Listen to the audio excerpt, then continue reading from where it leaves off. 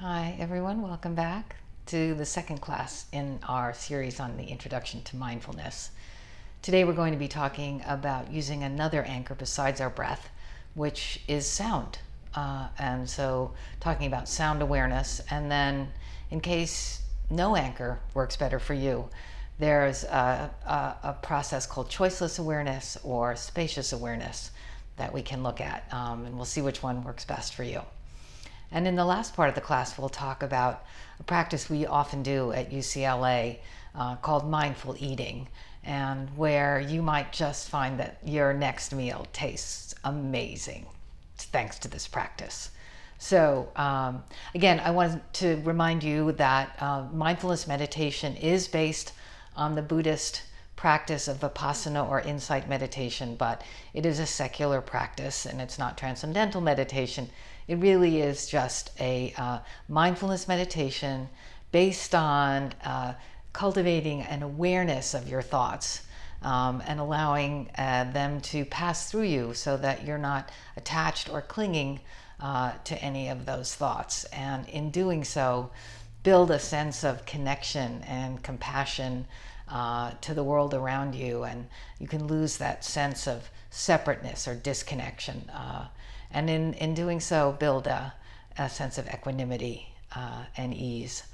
So again, we use these tools called anchors to help us stay focused on our breath or on our sound, and come back to those anchors so that when our minds tend to wander and we go into a planning mode or a remembering mode, we can just label that as those are the thoughts that we're having right now, and then come back to our breath. In terms of sound awareness, we don't usually use sort of external sounds which can be discordant or irregular.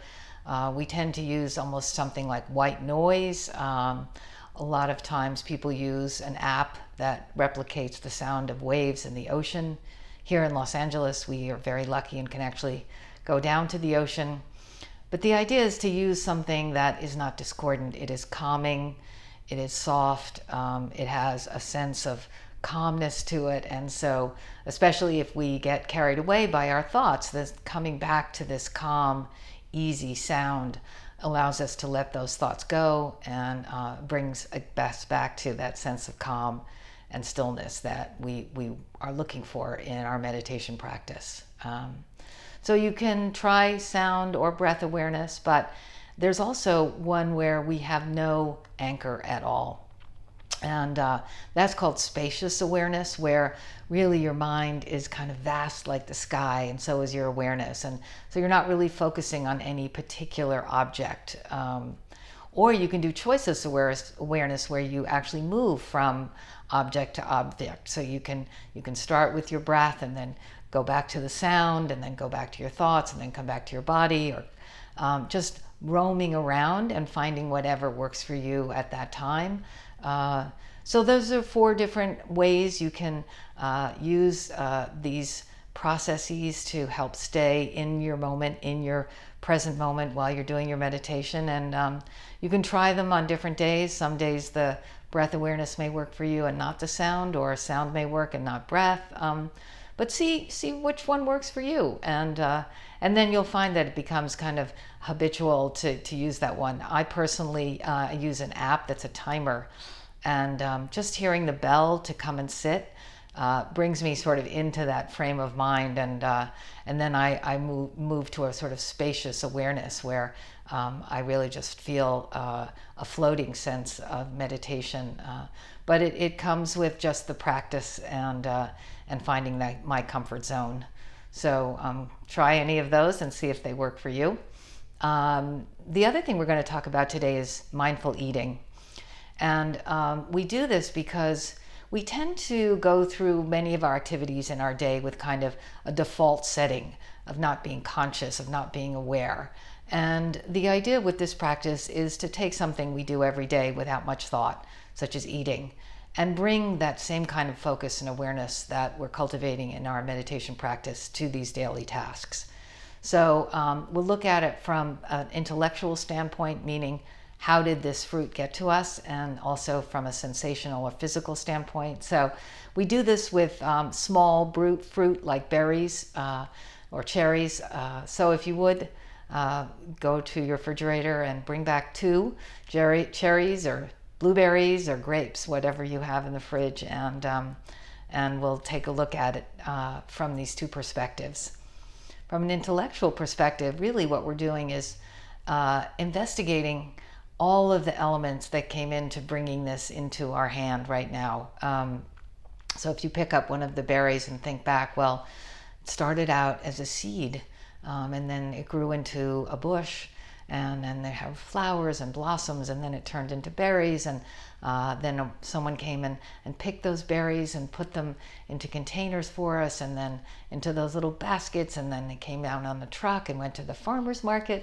And so there were all these people, all these elements. There was the rain and the sun and the air and the grass and the ground, and all of these elements that came together just to make this one little berry. And when you think about it like that, it really becomes quite a magnificent object. So with that appreciation, go ahead and pop it in your mouth and see if it doesn't taste just a little bit sweeter. Ah, yes, I bet it does. And then from a physical sensation, the idea is, okay, we'll pick up the berry and let's look at it. Let's investigate it quite closely. Let's look at its shape and its color. Is it irregular? Is it mottled? Is it shaded? Is it bright?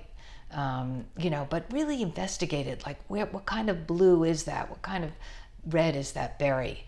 And think about it. Just again, like the taste that may come from that tartness. And then let's put it in our mouths and just kind of roll it around in there and feel the texture, the smooth skin, and then take a bite and feel that tart flesh and the juice explode in your mouth. It really becomes an entirely new kind of eating experience. And we can take this to every meal that we have. I promise they taste so much better when you begin to understand all of the elements and all of the wonder that brought this food to us. It really is a really wonderful exercise. And I try and bring that same kind of new awareness or new appreciation, new focus to many of my tasks. Especially in Los Angeles, I do it daily in driving, because driving is something here where you can get quite stressed out, even in a short drive. And so what I try and do is stay really focused on the present moment, because I want to be very safe in my drive, but also I find that there are people that want to cut me off, speed up in front of me, honk their horn, and I realize, well, they could be having just a bad day, or they better not be late for picking up their child at daycare. So I try and give them a sense of ease in their own lives, and not that make sure it doesn't impact me. And if unfortunately that is just their default setting, then I wish them well and send some loving kindness their way, so that their day may go upwards from there, and they can feel better about their lives. And then I know I don't have to get entangled in their story. And it really brings a sense of ease and appreciation for my drive daily. And by the time that I do arrive in my office, I'm in quite a lovely mood. So again, just see if you can bring that same sense of awareness and appreciation and wonder to tasks that you do every day without much thought, and see if there's a new sense of being in the moment and being alive and being thankful for that. So thank you very much. Try out these tools and exercises, and in the next class we'll investigate how we can use our thoughts to bring mindfulness into our lives. So thank you.